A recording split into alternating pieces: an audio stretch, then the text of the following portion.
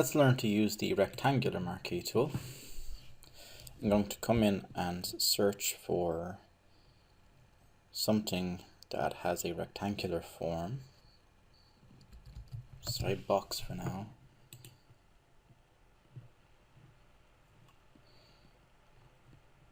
Picture frame, maybe. Okay, this is not going to make a lot of sense, so I'm just putting that out there. But I'm just going to use it to demonstrate exactly how we can use this tool to isolate areas in an image. So again, Control N to create a new document. It will automatically adopt the dimensions of the image we copied. Control V to paste. Now, Rectangular Marquee Tool. What we need to do is click at the top left and then drag out to the bottom right, and when you're happy with your selection, you can hit Control C to copy and look down at your layers pane here, or panel, or window, pane, panel, window, whatever term you like, and Control V to paste. Now if you delete the background layer and delete the layer from which you copied, leaving only the copied layer, you'll see that we have transparency around the rim. So we copied the frame out.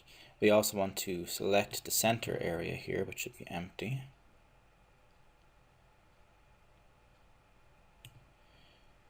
And we can hit the delete key.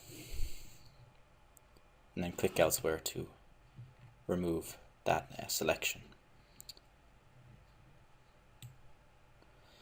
Then we'll float this tab, use the move tool, which I've accessed using the V key, to drag and drop that frame into our document. This is the document we used in the previous lesson on the magic wand and transform tools.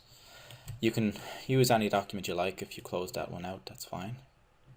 Okay, so in fact it makes a little more sense than we thought it would, which is great. I'm not going to use a shift here. I'm just going to drag this to fit because the distortion isn't going to be a big problem. It's minimal. Alt scroll to zoom in so I can make sure that I'm dragging it to the correct extremity. And over here as well. Okay, so that's fine. I'm quite happy with that. When you're happy, hit enter, and that will apply the transformation. So here we have our nice little picture that we've put together, and it's in its picture frame. So that demonstrates the use of the Rectangular Marquee Tool.